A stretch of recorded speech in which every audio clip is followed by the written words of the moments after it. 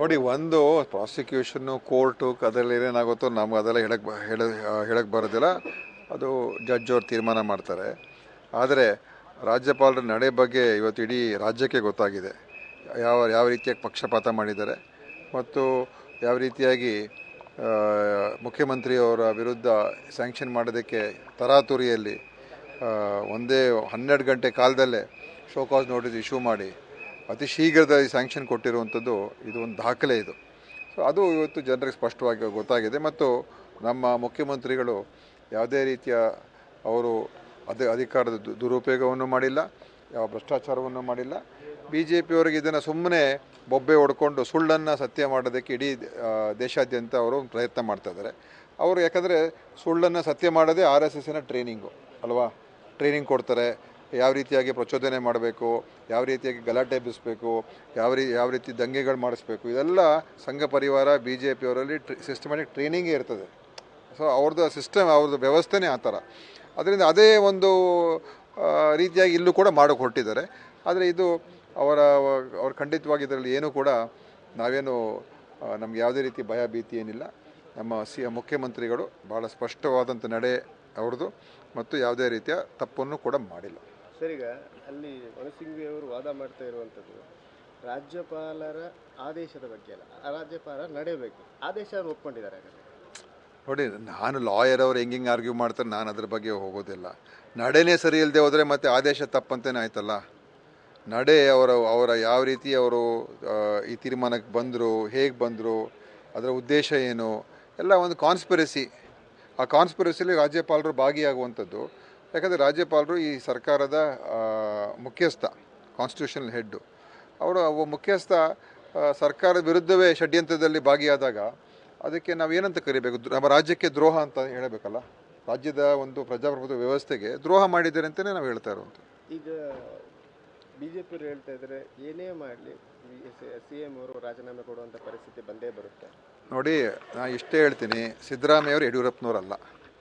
ಯಡಿಯೂರಪ್ಪ ಬೇರೆ, ಸಿದ್ದರಾಮಯ್ಯವ್ರು ಬೇರೆ. ಅವ್ರಿಗೂ ಇವ್ರಿಗೂ ನೀವು ತುಲನಾ ಮಾಡಬೇಡಿ, ಆಯಿತಾ? ಅವರು ಯಡಿಯೂರಪ್ಪನವ್ರು ಏನೇನು ಮಾಡಿದ್ರು, ಯಾವ ಕಾರಣಕ್ಕೂ ರಾಜೀನಾಮೆ ಕೊಡಬೇಕಾಯಿತು, ಅದು BJPಯವ್ರು ಹೇಳಿ, ಅದವ್ರು ಹೇಳಿ. ಸಿದ್ದರಾಮಯ್ಯವ್ರ ಬಗ್ಗೆ ಮಾತಾಡೋದಕ್ಕೆ ಇವ್ರಿಗೆ ಯಾರಿಗೂ ನೈತಿಕತೆ ಇಲ್ಲ. ಮತ್ತು ಈಗ ಅದು ಮಾತ್ರ ಅಲ್ಲ, ಈ ಜಿಂದಾಲ್ ಇಶ್ಯೂ ಒಂದು ಬರ್ತಾ ಇದೆ. ಏನು ಜಿಂದಾಲ್ ಇಶ್ಯೂ ಏನಿದೆ? ಅವರಿಗೆ ಕೊಟ್ಟಿರುವಂಥ ಜಿಂದಾಲ್ ಇಶ್ಯೂ ಏನಿದೆ ನನಗಂತೂ ಅರ್ಥ ಆಗಲ್ಲಪ್ಪ. ಎಲ್ಲ ಅವ್ರ ಕ್ಯಾಬಿನೆಟಲ್ಲೂ ಅಪ್ರೂವ್ ಆಗಿದೆ, ಹಿಂದಿನ ಕ್ಯಾಬಿನೆಟ್ಗಳು ಅಪ್ರೂವ್ ಆಗಿದೆ, ಬೊಮ್ಮಾಯಿಯವ್ರ ಕ್ಯಾಬಿನೆಟಲ್ಲಿ ಅಪ್ರೂವ್ ಆಗಿದೆ, ಎಲ್ಲರ ಕ್ಯಾಬಿನೆಟಲ್ಲಿ ಅಪ್ರೂವ್ ಆಗಿದೆ. ಸೊ ಸುಮ್ಮನೆ ಇವರು ಅದೇ ಹೇಳಿದ್ನಲ್ಲ, ಏನಾದರೂ ಒಂದು ಹುಡುಕಬೇಕು, ಹೇಳಬೇಕು. ಅದಕ್ಕೆ ಇವರಿದ್ದಾಗ ಇವ್ರು ಯಾಕೆ ಅಪ್ರೂವ್ ಮಾಡಿದ್ರು? ಸೊ ಯಾರೇ ಇರಲಿ, ಅದಕ್ಕೆ ಹಿಂದಿನ ನಮ್ಮ ಸರ್ಕಾರ ಇದ್ದಾಗ ಕೂಡ ಇದ್ರ ಬಗ್ಗೆ ಚರ್ಚೆ ಆಗಿತ್ತು. ಆವಾಗಲೂ ಕೂಡ ನಾವು ಇದ್ರ ಬಗ್ಗೆ ನಾವು ತೀರ್ಮಾನ ತಗೊಳ್ಳಿಲ್ಲ. ಅದರ ಬಗ್ಗೆ ಪರಿಶೀಲನೆ ಮಾಡೋದು, ತಪ್ಪೇನಾದ್ರು ಆಗಿದ್ರೆ ಚೆಕ್ ಮಾಡೋದು, ಲ್ಯಾಂಡ್ ಅಕ್ವಿಸಿಷನ್ ರೇಟನ್ನು ಸ್ವಲ್ಪ ಹೆಚ್ಚು ಮಾಡಿದ್ರು. ಅವಾಗ ಇದೆಲ್ಲ ಲ್ಯಾಂಡ್ ಅಕ್ವೈರ್ ಆಗಿರುವಂಥದ್ದು ಎಷ್ಟೋ ದಶಕಗಳ ಹಿಂದೆ. ಇವತ್ತಿನ ಬೆಲೆಗೂ ಅವತ್ತಿನ ಬೆಲೆಗೂ ನಾವು ಹೋಲಿಕೆ ಮಾಡೋಕ್ಕಾಗಲ್ಲ. ಈಗ ನೀವೊಂದು ಇಂಡಸ್ಟ್ರಿ ಮಾಡ್ತೀರಾ ಅಂತ ನೀವು ಮುಂದೆ ಬರ್ತೀರಾ, ಅದಕ್ಕೆ ನಿಮಗೆ ಲ್ಯಾಂಡ್ ಅಕ್ವೈರ್ ಮಾಡ್ತೀವಿ. ಅವತ್ತಿನ ರೇಟ್ಗೆ ನಾವು ನಿಮ್ಗೆ ಅಕ್ವೈರ್ ಮಾಡಿ ನಿಮಗೆ ಕೊಡ್ತೀವಿ. ಈಗ ಎಷ್ಟೋ ವರ್ಷ, 20 ವರ್ಷ 30 ವರ್ಷ ಎಲ್ಲ ಆಗಿದೆ ಅಲ್ವಾ? ನೀವು ಇವತ್ತಿನ ರೇಟ್ ಕೊಡಿ ಅಂತ ಹೇಳಿದ್ರೆ ಸೊ ಅದು ಸರಿಯಲ್ಲ. ನೆನ್ನೆ MB ಪಾಟೀಲ್ ಅವ್ರಿಗೆ ಸ್ಪಷ್ಟವಾಗಿ ಹೇಳಿದಾರಲ್ಲ, ಸ್ಪಷ್ಟವಾಗಿ ಹೇಳಿದ್ದಾರೆ ಯಾವ ಆಧಾರದ ಮೇಲೆ ಕೊಟ್ಟರು, ಯಾಕೆ ಕೊಟ್ಟಿದ್ದಾರೆ, ಉದ್ದೇಶ ಏನು ಅಂತ. ಅದರಲ್ಲಿ ಯಾವುದೇ ರೀತಿಯ ಬೆಲೆ ಕಡಿಮೆ ಮಾಡಿಕೊಟ್ಟಿಲ್ಲ ಅಥವಾ ಯಾವುದೇ ರಿಯಾಯಿತಿ ಏನಿಲ್ಲ. ಅವರು ಯಾವ ಉದ್ದೇಶಕ್ಕೆ ತೊಗೊಂಡಿದ್ದಾರೆ ಆ ಉದ್ದೇಶದ ಪ್ರಕಾರ ಅವರು ಅದನ್ನು ಉಪಯೋಗಿಸ್ಕೊಂಡ್ರೆ ಆವಾಗ ಆ ಭೂಮಿ ಅವ್ರ ಜೊತೆ ಉಳಿತದೆ. ಈಗ ಅದೇ ಥರ ಎಷ್ಟೋ RSSನ ರಾಷ್ಟ್ರೋತ್ಥಾನ ಪರಿಷತ್ತು, ಚಾಣಕ್ಯ ಯೂನಿವರ್ಸಿಟಿ ಎಲ್ಲ ಕಡಿಮೆ ಬೆಲೆಗೆ, ಅತ್ಯಂತ ಕಡಿಮೆ ಬೆಲೆಗೆ ಭಾಳ ಬೆಲೆ ಬಾಳುವಂಥ ಆಸ್ತಿಗಳು ಬೆಂಗಳೂರು ಸುತ್ತಮುತ್ತ ಅವ್ರಿಗೆಲ್ಲ ಮಾಡಿಸ್ಕೊಂಡಿದ್ದಾರೆ ಕಡಿಮೆ ಬೆಲೆಗೆ. ಇಲ್ಲಿ ಯಾವುದೇ ಕಡಿಮೆ ರಿಯಾಯಿತಿ ಏನಿಲ್ಲ. ಸೊ ಇವ್ರು ಕೆದಕಕ್ಕೆ ಹೋದರೆ ಇವ್ರದ್ದೇ 100 ಆಚೆ ಹೊರಗೆ ಬರ್ತದೆ. ಅದೇ ನಾನು ಅವ್ರಿಗೆ ಎಚ್ಚರಿಕೆ ನೀಡ್ತೀನಿ. ನೀವು ಮಾಡಬಾರ್ದೆಲ್ಲ ಮಾಡಿದ್ದೀರ. ನಿಮ್ಮ ಮುರುಗೇಶ್ ನಿರಾಣಿಯವರು, ಯಡಿಯೂರಪ್ಪನವರು ಟ್ರಸ್ಟ್ಗೇನೆ ಜಿಂದಾಲಿಂದ ದುಡ್ಡು ತೊಗೊಳ್ಳಿಲ್ವಾ? ಯಡಿಯೂರಪ್ಪನವ್ರ ಟ್ರಸ್ಟ್ಗೆ ಮುಖ್ಯಮಂತ್ರಿಯಾಗಿ ಜಿಂದಾಲಿಂದ ಹಣ ತೊಗೊಂಡ್ರು ಚೆಕ್ ಮುಖಾಂತರ. ಯಾವ ಕಾರಣಕ್ಕೋಸ್ಕರ ಅಷ್ಟು ಕೋಟಿ ಹಣ ಜಿಂದಾಲ್ ಅವರು ಯಡಿಯೂರಪ್ಪನವ್ರ ಟ್ರಸ್ಟಿಗೆ ಕೊಟ್ಟರು? ಯಾಕೆ ಕೊಟ್ಟರು? ಈಗ ಇದೇ ಜಿಂದಾಲ್ ಬಗ್ಗೆ ಮಾತಾಡ್ತಾರಲ್ಲ, ಅವಾಗ ಎಷ್ಟು ಕೋಟಿ ಬಂತು? ನನಗೆ ಗೊತ್ತು, ಜ್ಞಾಪಕ ಆಗ್ತಾ ಇರೋದು 20-30 ಕೋಟಿ ಏನೋ ತೊಗೊಂಡಿದ್ದೆ, 40 ಕೋಟಿನೋ 20 ಕೋಟಿನೋ ತೊಗೊಂಡು, ನಂಗೆ ಸರಿಯಾಗಿ ನಂಬರ್ಗೆ ಜ್ಞಾಪಕ ಆಗ್ತಾಯಿಲ್ಲ. ನೇರವಾಗಿ ಚೆಕ್ಗೆ ತೊಗೊಂಡಿದ್ದಾರೆ ಆ್ಯಸ್ ಚೀಫ್ ಮಿನಿಸ್ಟರ್. ಅವ್ರು ಟ್ರಸ್ಟ್ ಮಾಡಿಕೊಂಡು ಒಂದು ಕಂಪನಿ, ಅದು ಇವರು ಅಲ್ಲಿ ಇನ್ನೊಂದು ಕಡೆ ಅವ್ರಿಗೆ ಅಪ್ರೂವಲ್ಸ್ ಎಲ್ಲ ಕೊಡ್ತಾಯಿದ್ರು ಮೈನಿಂಗಿಗೆ. ಸೊ ಅದು ಸ್ಪಷ್ಟವಾಗಿ ಗೊತ್ತಾಗಲ್ವಾ ಇವು ಯಾವ ಕಾರಣ ಕೊಟ್ಟಿದ್ದಾರೆ ಅಂತ. ಸೊ ಒಂದು ಬಿ ಜೆ ಪಿಯವ್ರಿಗೆ ಹೇಳ್ತೀನಿ, ನೀವು ಏನು ಉಳಿಸ್ಕೊಂಡಿಲ್ಲ. ನಿಮ್ಮ ಕಾಲದಲ್ಲಿ ಎಲ್ಲ ಹಾಳು ಮಾಡಿ ಎಲ್ಲ ಕೆಟ್ಟ ಕೆಲಸಗಳು ಮಾಡಿ ಹೋಗಿದ್ದೀರ. ಈಗ ಎಲ್ಲೋ ಒಂದು ಕಡೆ ಹೇಗಾದರೂ ಮಾಡಿ ನಮ್ಮ ಸರ್ಕಾರಕ್ಕೆ ಕೆಟ್ಟ ಹೆಸರು ತರಬೇಕು ಅಂತ ಉದ್ದೇಶ ಇಟ್ಕೊಂಡು ನೀವು ಏನೇನು ಮಾಡ್ತಾಯಿದ್ದೀರಾ, ನಿಮಗೆಲ್ಲ ತಿರುಗುಬಾಣ ನಿಮಗೆ ಆಗ್ತದೆ. ನೀವೇನಾದರೂ ಭಾಳ ನೈತಿಕತೆಯಿಂದ ಹಿಡಿದು ನೀವುಗಳೇ ನಿರಾನಿಯವರು ಇಂಡಸ್ಟ್ರಿಯಲ್ ಲ್ಯಾಂಡ್ ತೊಗೊಂಡು ಇಂಟರ್ನ್ಯಾಷನಲ್ ಸ್ಕೂಲ್ ಮಾಡಿದ್ದಾರಪ್ಪ, ಉದ್ಯೋಗ ಇಂಡಸ್ಟ್ರಿಯಲ್ ಲ್ಯಾಂಡ್ ತೊಗೊಂಡು. ಹಾಂ, ಸೊ ಆ ಥರ ಇನ್ನೂ ಎಷ್ಟೆಷ್ಟು ಕೇಸಸ್ ಇದು ನನಗೆ ಗೊತ್ತಿಲ್ಲ. ಅದು ಬೇಕಾದ್ರೆ ಇಂಡಸ್ಟ್ರಿ ಮಿನಿಸ್ಟ್ರ್ ಹೇಳ್ತಾರೆ. ಇದೇ ನಾರಾಯಣ ಸ್ವಾಮಿ ಲ್ಯಾಂಡ್ ತೊಗೊಂಡು ಅದಕ್ಕೆ ಉಪಯೋಗ ಮಾಡ್ಕೊಳ್ಳೋಕ್ಕಾಗ್ದೇ ಯಾವುದೋ ಒಂದು ಟಿನ್ ಶೆಡ್ ಹಾಕ್ಕೊಂಡು ಈಗ ಅದು ವಾಪಸ್ ತೊಗೊಳ್ಳೋದಕ್ಕೇನೋ ಏನೋ ಅವ್ರು ಕ್ರಮ ತೊಗೊಳ್ತಾರೆ. ಸೊ ಈ ಥರದ ಒಂದು ಹೇಳಬೇಕಾದ್ರೆ ನೀವು ಮೊದಲು ಸರಿ ಇರಬೇಕು ಅಂತ. ಇನ್ನೊಂದು ಕಡೆ ತಪ್ಪಾಗಿದೆ ಅಂತ ನಿಜವಾಗ್ಲೂ ತಪ್ಪಾಗಿದ್ದರೆ ಅದು ಒಪ್ಕೊಳ್ಳೋಣ. ಈಗ ಖರ್ಗೆ ಅವರ ಟ್ರಸ್ಟ್ನವರು ಏನಾದರೂ ತಪ್ಪು ಮಾಡಿದರೆ ಅಥವಾ ಆ ಲ್ಯಾಂಡನ್ನು ತೊಗೊಂಡು ಬೇರೆ ಒಂದು ಬದಲಾವಣೆ ಮಾಡ್ಕೊಂಡು ಬೇರೆ ಉಪಯೋಗಕ್ಕೆ ಉಪಯೋಗಿಸ್ಕೊಂಡಿದ್ದಿದ್ರೆ ಅದನ್ನು ಹೇಳಿ, ಅಥವಾ ಏನಾದರೂ ಕಡಿಮೆ ಬೆಲೆಗೆ ತೊಗೊಂಬಿಟ್ಟಿದ್ರೆ ಅದನ್ನು ಹೇಳಿ. ಅದೇನೂ ಇಲ್ದೇ ಖರ್ಗೆ ಸಾಹೇಬ್ರ ಹೆಸರು ಇದೆ ಅಂತ ಹೇಳಿದ ತಕ್ಷಣ ನೀವು ಅದ್ರ ಮಾತಾಡೋದು ತಪ್ಪು ಅಂತ ಹೇಳಿದ್ರೆ ಇನ್ನು ಅವರೇನು ಯಾರು ಏನು ಮಾಡಬಾರ್ದಾ?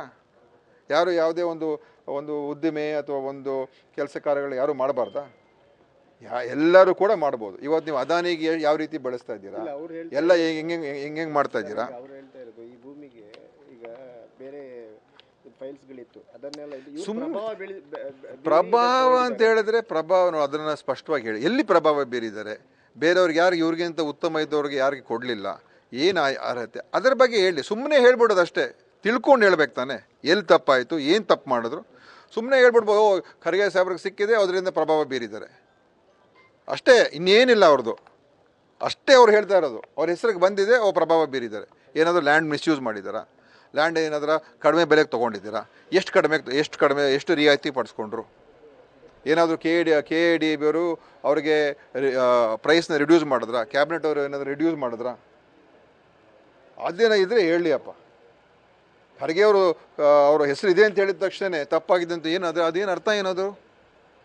ಏನು ಅರ್ಥ ಅದರಲ್ಲಿ? There is no meaning. It is a C A site, C A ಪರ್ಪಸ್ಗೆ ತೊಗೊಂಡಿದ್ದಾರೆ.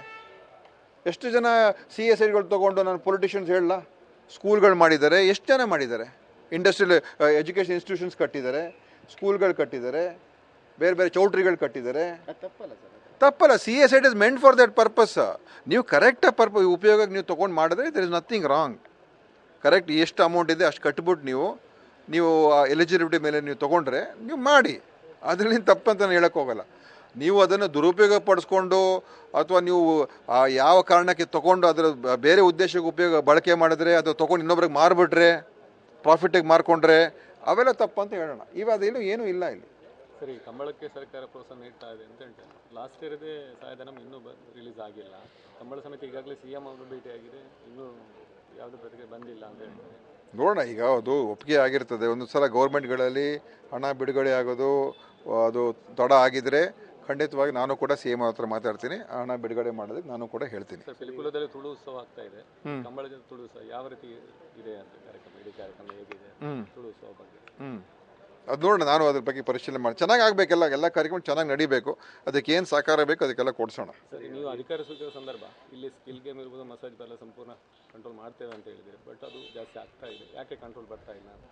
ನೋಡಿ, ನೀವು ಹಿಂಗೆ ಹೇಳ್ಬಿಟ್ರೆ ನಾನು ಹೇಳೋಕ್ಕಾಗೋದಿಲ್ಲ. ಏನಾದರೂ ನಾನು ವಿಚಾರಿಸ್ತೀನಿ. ನಾವು ಹೇಳಿದ್ದೀವಿ ನಮ್ಮ ಅಧಿಕಾರಿಗಳಿಗೆ, ಯಾವುದೇ ಈ ಥರ ಗ್ಯಾಮ್ಲಿಂಗ್ ಇರ್ಬೋದು ಅಥವಾ ಏನು ಒಂದು ಈ ಸಮಾಜಘಾತುಕ ಶಕ್ತಿಗಳೇನಿದೆ ಅವರೇನಾದರೂ ಈ ಥರ ಇಲ್ಲೀಗಲ್ ಆ್ಯಕ್ಟಿವಿಟೀಸ್ ಮಾಡ್ತಾಯಿದ್ರೆ ಅದ್ರ ಮೇಲೆ ಕ್ರಮ ತೊಗೊಳ್ಬೇಕು ಅಂತ ಹೇಳಿದ್ದೀವಿ. ಮತ್ತು ಡ್ರಗ್ಸ್ ಬಗ್ಗೆನೂ ಹೇಳಿದ್ದೀವಿ. ಸೊ ಅದರಿಂದ ಅಲ್ಲೇನಾದರೂ ಲೋಪಗಳಾಗ್ತದೆ ನಾನು ಖಂಡಿತ ಚೆಕಪ್ ಮಾಡ್ತೀನಿ. ಪೊಲೀಸರು ಇವತ್ತೇಗೋ KDP ಮೀಟಿಂಗ್ ಇದೆ, ಅದರಲ್ಲೂ ಕೂಡ ನಾನು ಬೇಕಾದ್ರೆ ಮಾತಾಡ್ತೀನಿ. ಹೌದೌದು, ಇಡೀ ರಾಜ್ಯದಲ್ಲಿ ಮಾಡ್ತಾ ಇದ್ದೀವಿ. ಈಗ ನೆನ್ನೆನೂ ಕೂಡ ನಾವೊಂದು ರಿಲೀಸ್ ಮಾಡಿದ್ದೆ ಮೊನ್ನೆ. ಏನೇನು ನಾವು ಯಾಕಂದರೆ ಇದುವರೆಗೂ ಕೂಡ ನಮ್ಮ ಆಹಾರ ಸುರಕ್ಷತೆ ಇಲಾಖೆ ಇದೆ ಅಂತಲೇ ಜನರಿಗೆ ಗೊತ್ತಿರಲಿಲ್ಲ. ನಮ್ಮ ಸರ್ಕಾರ ಬಂದ ಮೇಲೆ ಈಗ ನಾವು ಅದನ್ನು ಅವ್ರಿಗೆಲ್ಲ ಅಧಿಕಾರಿಗಳಿಗೆ ಎಲ್ಲ ಸ್ಪಷ್ಟವಾದಂಥ ಒಂದು ಅವ್ರಿಗೆ ಮಾರ್ಗಸೂಚಿಗಳು ಕೊಟ್ಟು ನೀವು ಎಲ್ಲ ಕಡೆ ವಿಚಾರಿಸಬೇಕು, ಚೆಕಪ್ ಮಾಡಬೇಕು, ಯಾವ ರೀತಿ ಆರೋಗ್ಯದ ಒಂದು ಈ ಆಹಾರದ ತಯಾರಿಕೆ ಹೇಗಾಗ್ತಾ ಇದೆ, ಮತ್ತು ಹೋಟೆಲ್ ಮತ್ತು ರೆಸ್ಟೋರೆಂಟ್ಗಳಲ್ಲೂ ಕೂಡ ನೀವು ವಿಚಾರಣೆ ಮಾಡಿ, ಕಂಪ್ನಿಗಳು ಕೂಡ ಫುಡ್ ಮ್ಯಾನುಫ್ಯಾಕ್ಚರರ್ಸ್ ಅಲ್ಲೂ ನೀವೆಲ್ಲ ತಪಾಸಣೆ ಮಾಡಿ ಅಂತ ಎಲ್ಲ ಕಡೆ ನಾವು ನೋಡ್ತಾ ಇದ್ದೀವಿ. ಪ್ರತಿಯೊಂದು ತಿಂಗಳು ನಾವು ಕೆಲವು ಫುಡ್ ಐಟಮ್ಸ್ ತೊಗೊಂಡು ಅದ್ರ ಬಗ್ಗೆ ನೀವು ವಿಶೇಷವಾದಂಥ ಒಂದು ತಪಾಸಣೆ ಮಾಡಿ. ಮತ್ತು ಈಗ ಒಂದು ಡ್ರೈವ್ ಇಟ್ಕೊಂಡಿದ್ದೀವಿ ಎಲ್ಲ ಕಡೆ, ಈ ಮಾಂಸದ ಅಂಗಡಿಗಳಿರ್ಬೋದು ಅಥವಾ ಆಹಾರ ಉದ್ದಿಮೆಗಾರರು ಇರ್ಬೋದು, ಎಲ್ಲ ಕಡೆ ನೀವು ಹೋಗಿ ಒಂದು ತಪಾಸಣೆ ಮಾಡಿ 2 ದಿವಸ ಡ್ರೈವ್ ಮಾಡ್ತಾಯಿದ್ದೀವಿ. ಸೊ ಪ್ರತಿ ತಿಂಗಳು ಏನಾಗಿದೆ ಅಂತೇಳಿ ಒಂದು ನಿಮ್ಮ ತಪಾಸಣೆ, ನಿಮ್ಮ ಸರ್ವೆಗಳಿಂದ ಏನೇನು ನಮಗೆ ಗೊತ್ತಾಗಿದೆ ಅದು ತಿಳ್ಕೊಂಡು ಪ್ರತಿ ತಿಂಗಳು ಒಂದು ರಿಪೋರ್ಟ್ ಕೂಡ ಬಿಡುಗಡೆ ಮಾಡಿ ಮಾಧ್ಯಮಕ್ಕೆ, ಸಾರ್ವಜನಿಕರು ಕೂಡ ಗೊತ್ತಾಗಲಿ. ಮತ್ತು ಯಾವ ಥರ ಹೇಗೆ ಕಲಬೆರಕೆ ಆಗ್ತಾಯಿದೆ, ಹೇಗೆ ಅವರು ಈ ಥರ ದುರುಪಯೋಗ ಅಥವಾ ಯಾವ ರೀತಿಯಾದಂಥ ಒಂದು ಅಸುರಕ್ಷಿತವಾದಂಥ ಆಹಾರ ಇವತ್ತಿನ ದಿವಸ ಜನರಿಗೆ ಕೊಡ್ತಾ ಇದ್ದಾರೆ, ಜಾಗೃತಿನೂ ಆಗಬೇಕು ಮತ್ತು ಕ್ರಮನೂ ತಗೋಬೇಕು. ಆ ರೀತಿ ಮಾಡ್ತಾಯಿದ್ದೀವಿ. ಗೋಬಿ ಮಂಚೂರಿ ಆಯಿತು, ಈಗ ನೆಕ್ಸ್ಟ್ ಯಾವುದೆಲ್ಲ ಅದು ಅವ್ರು ಹೇಳ್ತಾರೆ. ಈಗ ಮೊನ್ನೆ ಎಲ್ಲ ಮಾಡಿದ್ದೀವಿ. ಈಗ ಆಗಸ್ಟ್ ತಿಂಗಳಲ್ಲಿ ಅವರು ಕೇಕ್ಗಳು, ಈ ಕೋವಾ ಐಟಮ್ಸು ಮತ್ತು ಈ ಥರದಕ್ಕೆಲ್ಲ ಅವರು ಮಾಡಿದ್ದಾರೆ. ಅದು ಈಗ ರಿಪೋರ್ಟ್ ಬರಬೇಕು. 1 ತಿಂಗಳು ಅದನ್ನು ಮಾಡಿದ್ದಾರೆ. ಈ ತಿಂಗಳು ಬೇರೆ ಐಟಮ್ಸ್ ತೊಗೊಳ್ತಾರೆ.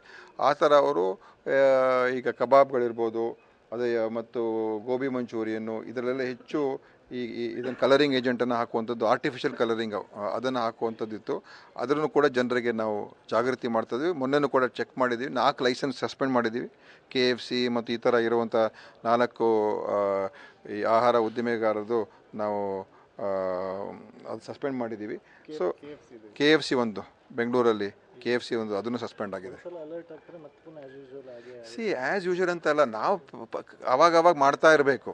ಸೊ ಜನರಲ್ಲೂ ಕೂಡ ಜಾಗೃತಿ ಬರಬೇಕು. ಮತ್ತು ಯಾರು ಆಹಾರ ತಯಾರು ಮಾಡ್ತಾರೆ ಅವ್ರಿಗೆ ಅನೇಕ ಬಾರಿ ನಾವು ಇದು ಮಾಡ್ತಾ ಇರೋದು ಸರಿನೋ ತಪ್ಪು ಅವ್ರಿಗೂ ಗೊತ್ತಿರಲ್ಲ. ಇದು ಮಾಡ್ತೀವಿ ಅಷ್ಟೇ, ಇದರಿಂದ ನಮಗೆ ಸೇಲ್ಸ್ ಚೆನ್ನಾಗಾಗುತ್ತೆ ಅಂತ ಅವ್ರು ಅಂದ್ಕೊಂಬಿಟ್ಟಿರ್ತಾರೆ. ಈಗ ಅವರು ಕೂಡ ನಾವು ಮಾಹಿತಿ ಕೊಡ್ತಾ ಇದ್ದೀವಿ. ಅವ್ರನ್ನೆಲ್ಲರೂ ಕೂಡ ಸಭೆಗಳು ಮಾಡ್ತಾ ಇದ್ದೀವಿ. ಯಾರ್ಯಾರು ಈ ಆಹಾರ ತಯಾರಕರಿದ್ದಾರೆ ಅವ್ರನ್ನ ಕರೆಸಿ ನಾವು ನೋಡಪ್ಪ ಇದೆಲ್ಲ ನಾವು ಮಾಡಬಾರ್ದು, ನೀವು ಅಂತ ಒಂದು ಕಡೆ ಜಾಗೃತಿಯನ್ನು ಮಾಡ್ತೀವಿ, ಇನ್ನೊಂದು ಕಡೆ ಕ್ರಮವೂ ತೊಗೊಳ್ತೀವಿ. ಸೊ ಅವರಲ್ಲೂ ಕೂಡ ಇದ್ರ ಬಗ್ಗೆ ಪ್ರತಿಯೊಬ್ಬರು ಕೂಡ ಇದು ತಿಳ್ಕೋಬೇಕು ಅಂತ. ಯಾಕಂದರೆ ಆಹಾರಕ್ಕೂ ಮತ್ತು ಆರೋಗ್ಯಕ್ಕೂ ನೇರ ಸಂಬಂಧ ಇದೆ. ನಾವು ಯಾವ ರೀತಿಯಾದಂಥ ಆಹಾರ ತೊಗೊಳ್ತೀವಿ ಅದು ನಮ್ಮ ಹೆಲ್ತ್ ಮೇಲೆ ಪರಿಣಾಮ ಬೀರ್ತದೆ. ಅದನ್ನು ನಾವು ಹೆಚ್ಚು ಜನರಿಗೆ ತಿಳುವಳಿಕೆ ಹೇಳುವಂಥ ಕೆಲಸನೂ ಕೂಡ ಮಾಡ್ತಾಯಿದ್ದೀವಿ. ನ್ಯೂಸ್ ಫಸ್ಟ್, ನಿರ್ಭೀತಿಯಿಂದ ನಿಮ್ಮ ಪರವಾಗಿ.